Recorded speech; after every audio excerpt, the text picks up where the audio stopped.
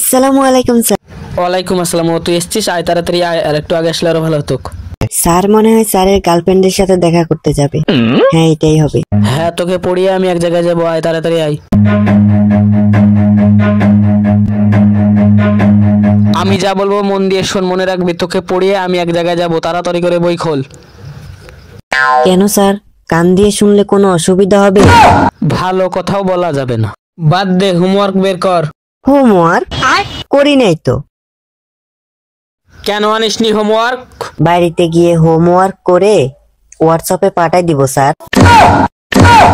তুই যে এত বাড়াবাড়ি করছিস, তোর বাড়িতে আমাকে কমপ্লেন পাঠাতেই হবে। কমপ্লেন পাঠালে কোনো লাভ হবে না স্যার, হরলিক্স পাঠালে খাওয়া যাবে।